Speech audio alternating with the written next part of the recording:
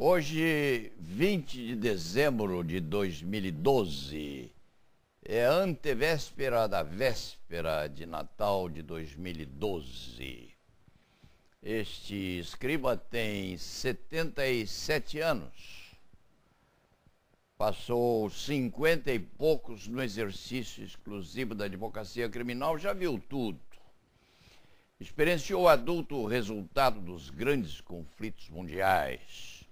A ditadura no país, Castelo Branco caindo do avião, Costa e Silva e sua primeira-dama, a junta governativa provisória, Médici, que era muito mal, Geisel, pior, quem sabe, Figueiredo e suas consultas a curandeiro, Tancredo Neves morto depois de uma diverticulite azarada, Sarney e seus marimbondos de fogo, vivo ainda e muito ágil, Collor, defendido por um dos maiores criminalistas que o Brasil teve, Evaristo de Moraes Filho, que já era doente quando o absolveu no impeachment, impávido na sua grande e última missão.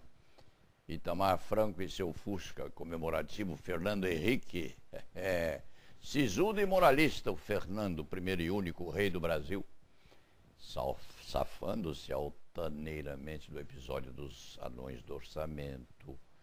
Lula, o eterno Lula, hoje sem barba e perdendo o carisma, porque Sansão também perdeu os cabelos e perdeu toda a força. E Dilma? Dilma, aquela que é sem nunca ter sido, candidata a ser outra vez o que está sendo. E o escriba? Decano da advocacia criminal, creio que não sou, não. Deve haver alguém mais velho, mais antigo. Paulo José da Costa Júnior, por exemplo, o professor. Que é lente em Roma, mais antigo, quem sabe, podendo pretender o cargo de mais antigo criminalista de São Paulo. Mas também não faço questão se o quiser.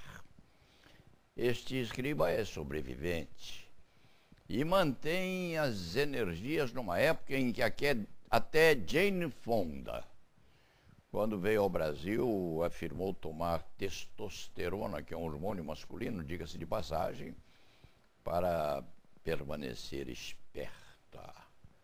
O escriba é um feiticeiro do passado e pode, portanto, comparar datas, períodos e influência diabólica do mundo velho e da América do Norte, naqueles eflúvios que estão produzindo certamente uma terrível nódoa no panorama democrático nacional.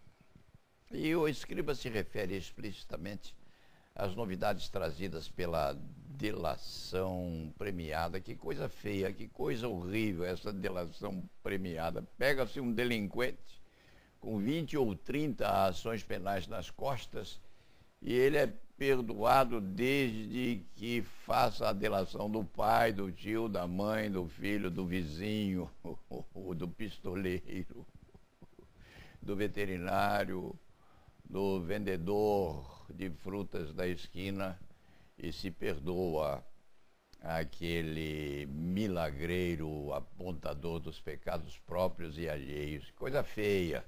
E o juiz sanciona aquilo tudo e participa da delação premiada. O indivíduo recebe recompensas porque traiu o seu irmão. Não é Caim matando Abel, é Caim matando o irmão gêmeo, que é o outro Caim. Não se apercebe a justiça brasileira, nem se apercebe o legislador do mal que estão a produzir.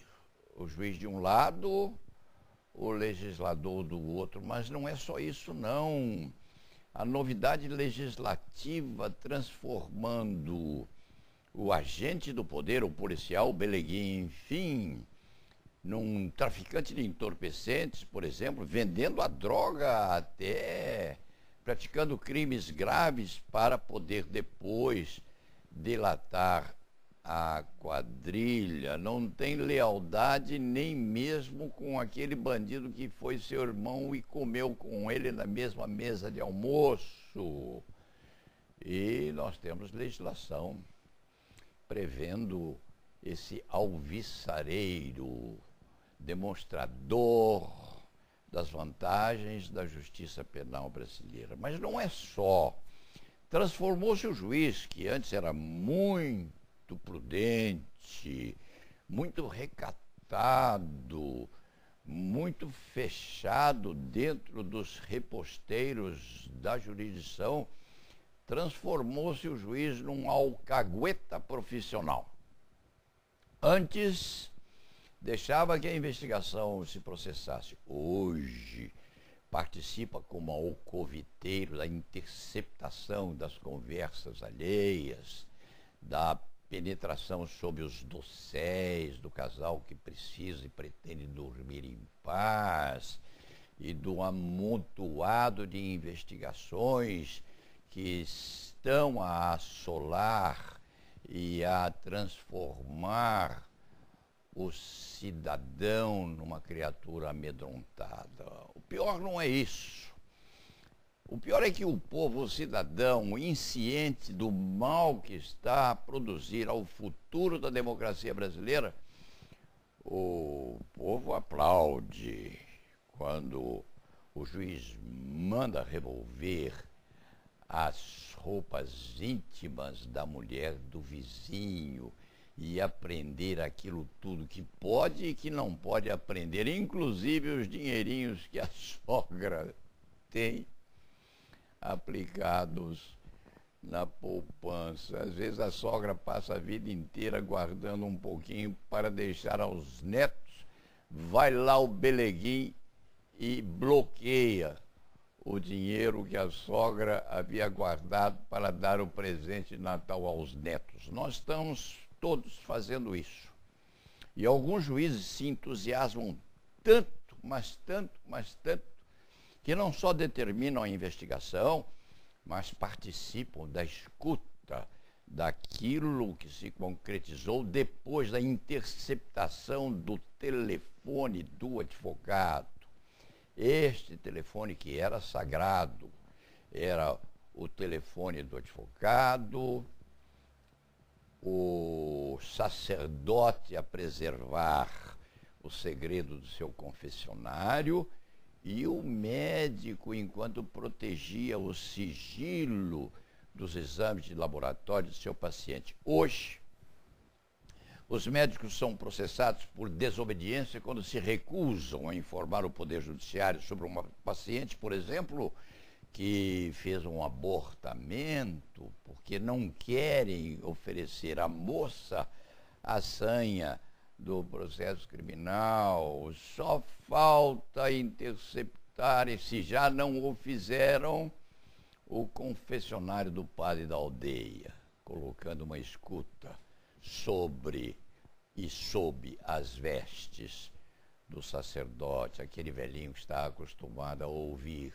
os pecados e os pecadilhos da humanidade que nunca se renovam, são sempre os mesmos desde que o mundo é mundo. É isso que o Brasil é hoje. Além disso, para fechar esta crônica, que é a última do ano de 2012, nós somos 730 mil advogados no Brasil, liderados por 27 líderes nas 27 seccionais que nós temos.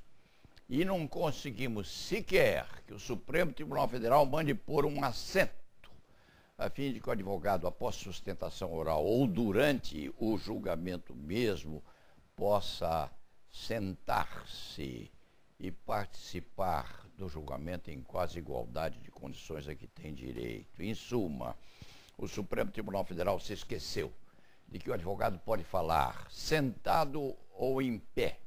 E ele não pode falar sentado porque ele não lhe dá um assento junto à tribuna. O Superior Tribunal de Justiça não lhe dá um assento para que possa descansar durante os debates. É preciso que ele se sente na plateia, que não é o lugar dele. que é o lugar da plateia, sim, do povo. Ele não é povo, ele é partícipe do julgamento.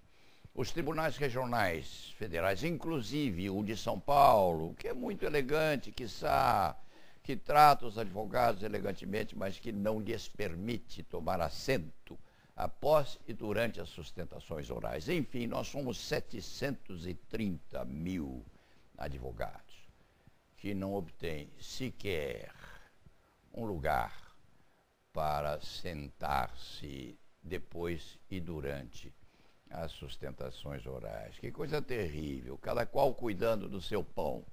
E cada qual cuidando do pão que mais fica em estado de raridade, porque quando alguém cuida do seu próprio alimento e não pretende cuidar do alimento do vizinho, o que sucede é a escravidão soturna em que a advocacia brasileira se encontra. É preciso que nós pensemos nisso. Nós somos os 27 líderes da classe no Brasil inteiro.